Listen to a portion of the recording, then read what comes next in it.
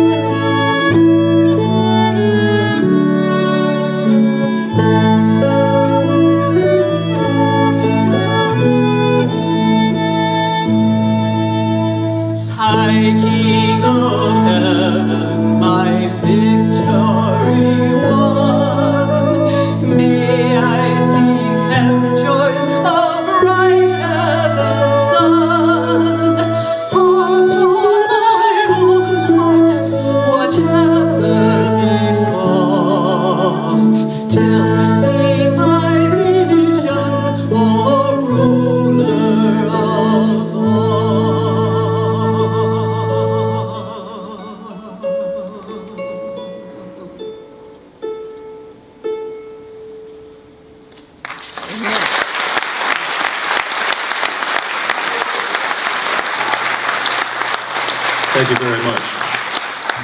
Could we get a little more monitor over on this side anyway? Okay, while they're working on that, we're going to do another song for you that I'm sure many of you will recognize. It was originally a very old Scottish song, and in the mid-1500s it migrated to England and became the song Scarborough Fair.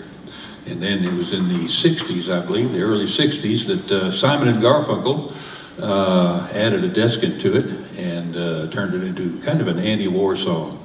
The fact is, if it's still around after 700 or 800 years, you know it's got to be a pretty good Pretty good tune. We're going to go ahead and play it for you right now. The Scarborough Fair.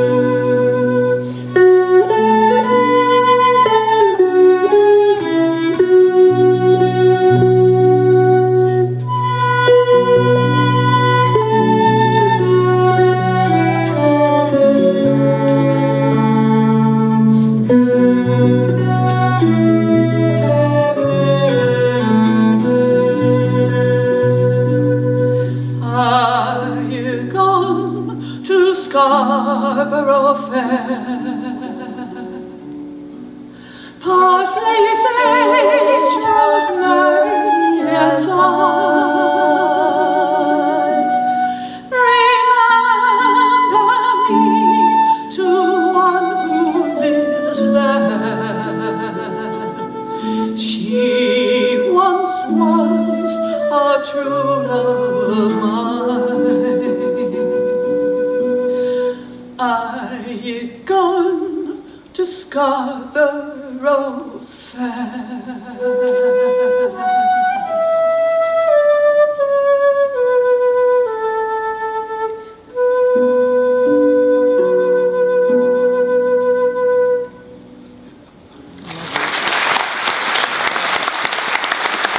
very much. Thank you. I take this opportunity to introduce the musicians here. On the far end, on the harp, is David Childs.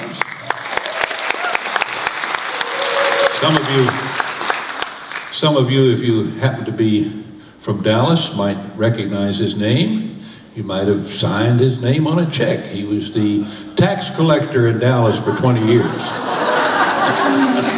The excise man. You applaud that? They applaud that. Yeah. Our fiddler, or as she prefers to be called, violinist, is Jo Leong. She's from a little town in East Scotland, far east Scotland, very far east Scotland actually, and I guess it's bigger than a little town. Just where are you from, Jo? Singapore. Singapore. Far east. That's pretty far east, isn't it?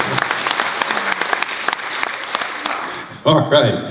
Deb Reed is the flutist or flautist, depending on which you prefer, and whistle player. She has an interesting occupation in the spring. She and her husband go to the wilds of Wisconsin, yeah. And harvest the sap from maple trees, cook it down, and come back with maple syrup. And I'm telling you something, I have tried it. And those of you who like Vermont maple syrup, you need to try some of this Wisconsin stuff. It's really delicious, really fantastic. Our next musician needs no introduction, so moving right along. I guess I better talk about her a little bit. Many of you probably recognize her from this stage right here. She was had one of the lead roles in Mamma Mia. She's an actress. She dances with the Tappers, and she sings with the what is it? The Voices Rising. Voices Rising, yeah. And she's retired. Yeah, how about that? She's a retired radio personality from Baton Rouge, and she does a great job. Shreveport. When you get old, these things happen. You know, I've got to say this. I'm reminded talk about age. Reminded about these two old couples. They were well into their 80s, and one was having dinner at the other's house. And after the dinner, the women went out into the kitchen to make coffee and talk and so on. And the two guys were carrying on a conversation. One turned to him and says, "You know, boy, my wife and I, we saw a movie last night. It was the best movie we've seen in years. We loved it. It was a great movie." The other one says, "Well, what was it?" "Well, it was. What's the name of that flower that you give somebody you love? You know, with thorns, it's a rose." "Yeah, hey Rose, what was the name of that movie we saw last night?" Oh well. It gets worse. It gets worse. It does. Yeah. It does. Okay. Back in the between the 1850 and especially 1900, the major mode of transportation in the United States, or the fancy mode of transportation, was by train. And train wrecks were big news. This particular one, called the Wreck of the Old 97, took place at Danville, Virginia. I think it was around 1902. We're going to try it for you, called the Wreck of the Old 97.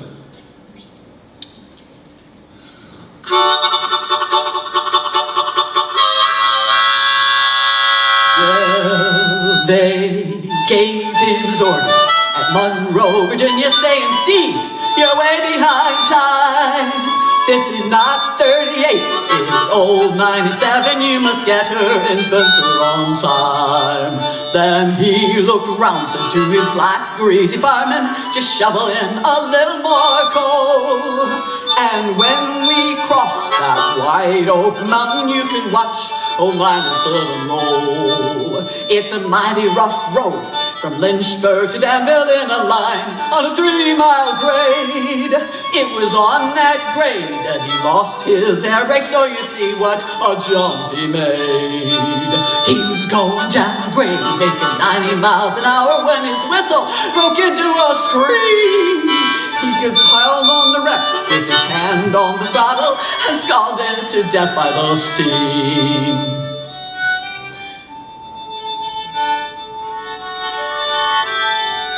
Well, there's a moral to all of this, and it's true today as it was then. Ladies, you must all take warning from this time on and learn. Never speak harsh words to your true loving husband.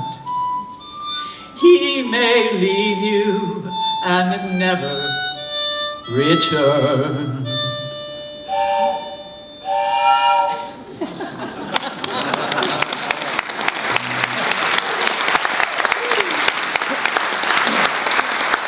Thank you very much. Brian Boru was the first and the last emperor of United Ireland. He ruled till well in his 80s. He was a very strong ruler. He was able to unite all the warring tribes of Ireland under his rule. It was the first time that had ever happened. And the story of his death has actually been recorded. He had led his armies against an invasion of Vikings in the northern part of Ireland. And they had won. They pushed the Vikings back into the sea. And the story goes, the old man went up on a hill after the battle to pray and give thanks for deliverance against the Vikings. And there was a Viking up there who was wounded, but wasn't quite dead, and slipped up behind the old boy and skewered him. And that was the last of Brian Boru. And afterwards, there was no strong ruler to take over, and Ireland fell into disarray and remained so for several hundred years. Most music historians will agree that this particular song, Brian Boru's March, dates back to about that time. Hope you enjoy it.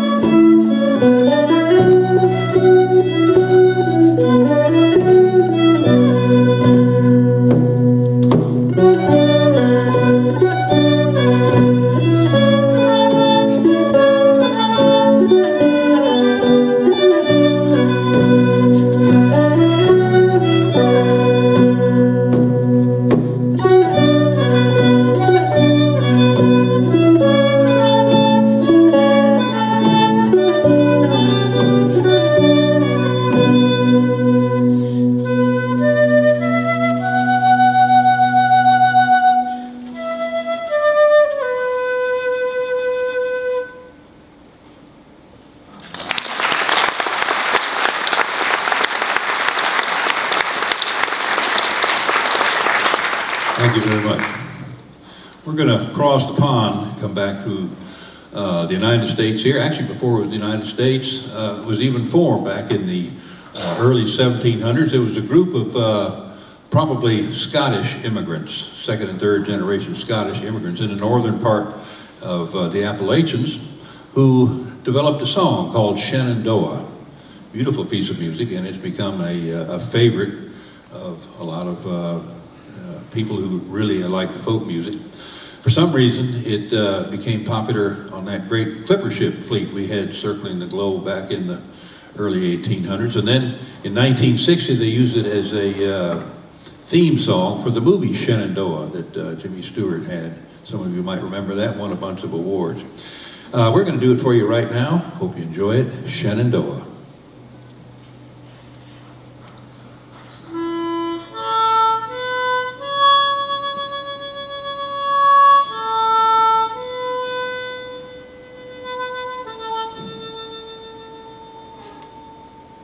Oh, Shenandoah, I long to see you away, you rolling river. Oh, Shenandoah, I long to see you away. I'm bound away across the wide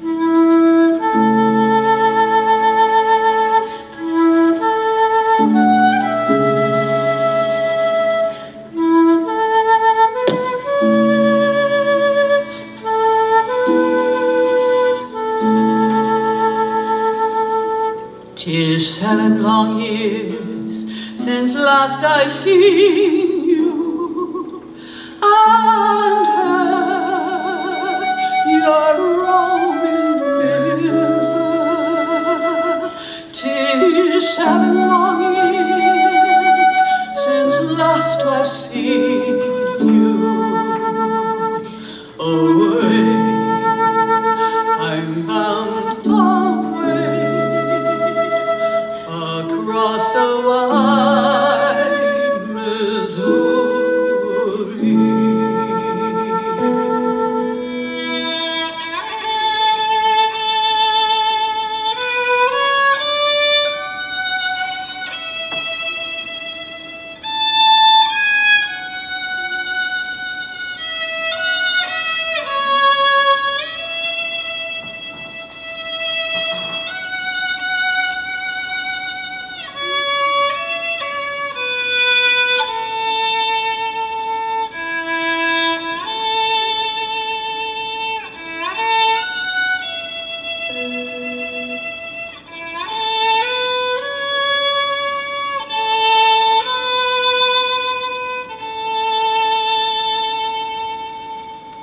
Oh, Shenandoah,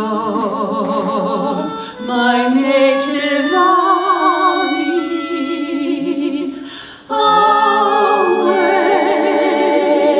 you rolling river. Oh, Shenandoah, my native valley, away.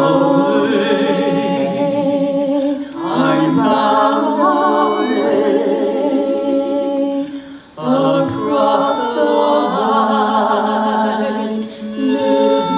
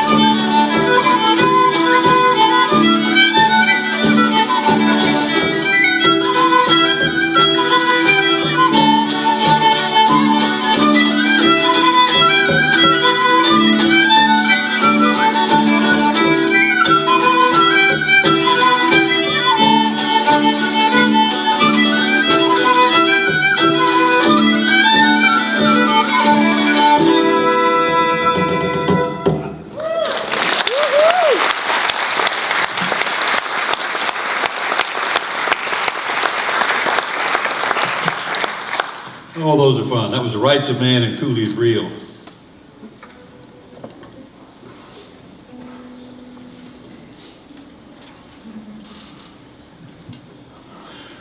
King Richard I, known as Richard the Lionhearted, was coming back from the Third Crusade in 1198.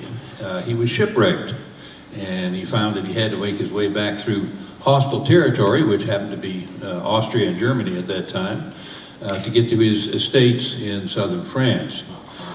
He disguised himself, but unfortunately his disguise was seen through, and he was captured by the Duke of Austria, who sold him to the King of Germany, known at that time as the Holy Roman Emperor.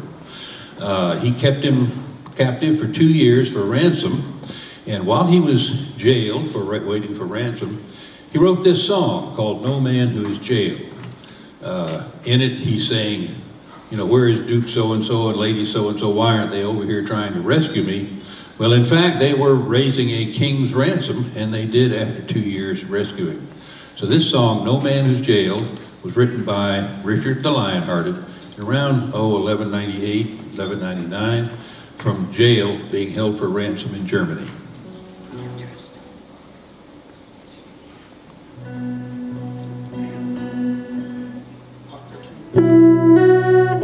Oh, and I need to tell you, I am going to be singing this in a language you won't recognize, because highborn people in the 12th century did not speak English as we know it. They spoke an antique form of French called L'Occitan. So that's what you're going to hear, and you won't understand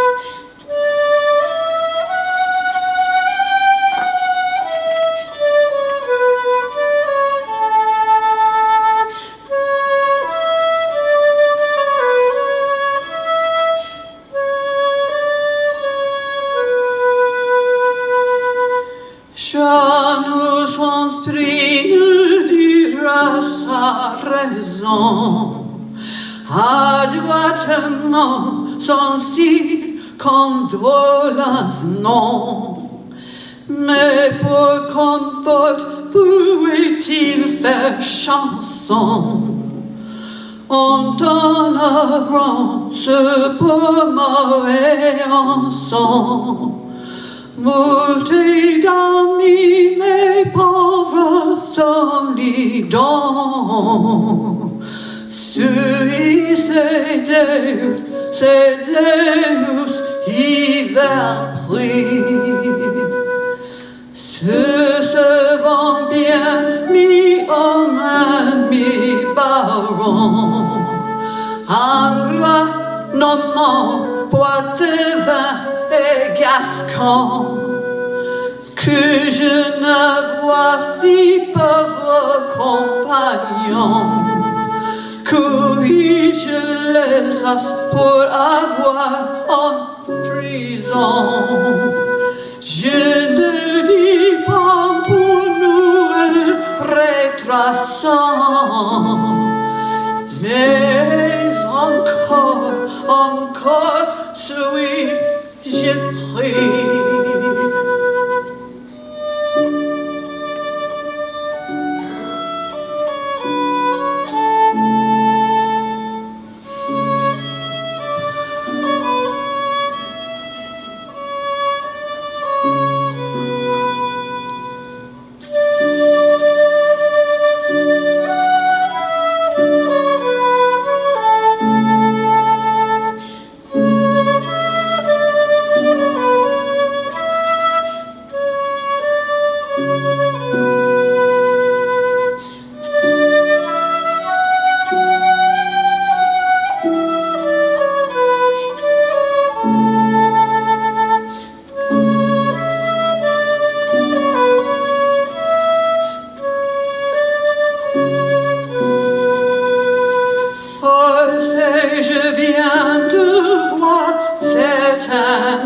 amant que mon bruit n'a mis ne parente. Quand on me lève pour nu pour argent, moule mes de moi, mes clous, mes de ma jambe. Qu'après ma mort, avant très proche et grand, ce longuement, je prie.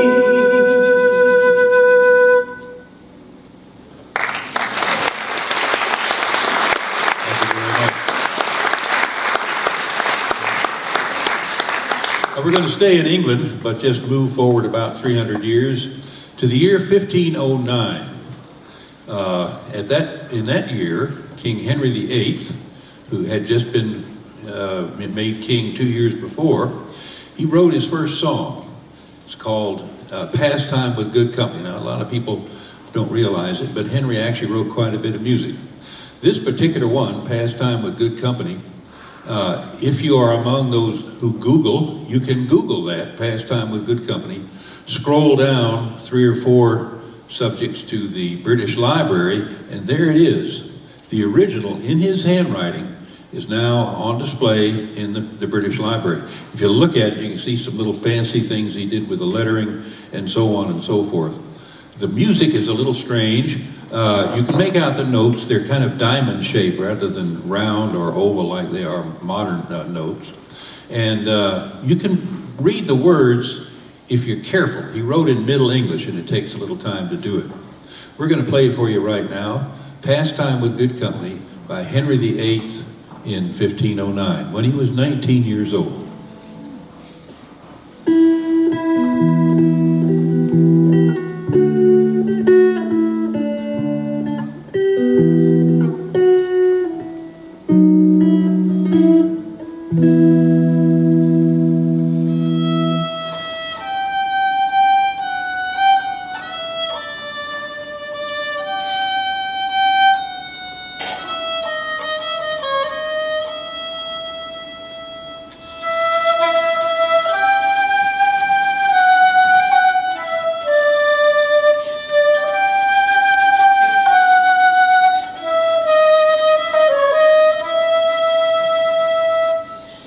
Pastime with good company.